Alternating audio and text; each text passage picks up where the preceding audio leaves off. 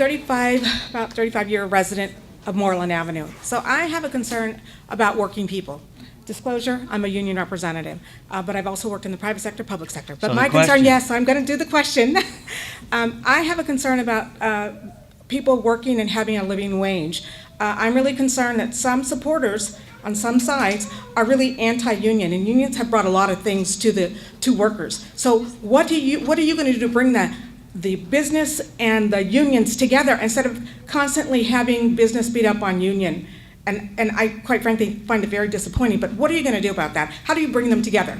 For workers in Roseland. Correct. Workers in Roseland and everywhere. All right, get that Roseland in there. Hey. That is a fantastic question, and I think that it's a gap that is in some ways a false dichotomy. And I have actually received a number of union endorsements and have the support of a number of business organizations as well. So I do think that I have my foot in both sides of that aisle and would work really hard to bridge the gap. One thing that I think that, I support overtime wage for overtime work and living wage for farmers. And I do know that some farmers that oppose that because they felt that they couldn't bear that burden.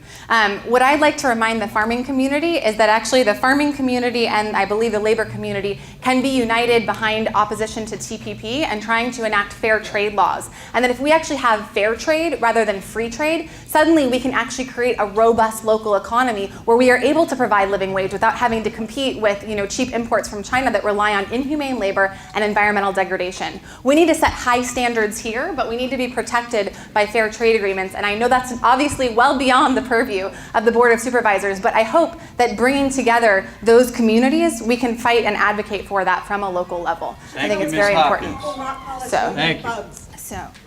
I don't think it's a false dichotomy at all. I think we have to recognize that there is always this tension between labor and capital. And we have to be supportive of our workers. And I have a long history of having done that. And it's something that I will continue to do if I'm elected supervisor. I believe that we should expand the county's living wage. Right now, it does not apply to county franchisees. It does not apply to airport workers, for example. And I believe that it should. As I mentioned, I worked for years in the state capitol to make sure that we paid overtime to domestic workers and overtime to farm workers. Because when we pay a living wage and overtime to our local workers, that money stays right here, right in this community, and they pay their taxes, and they support local businesses. And that's something else that we need to be really clear on as Roseland begins to develop and to grow.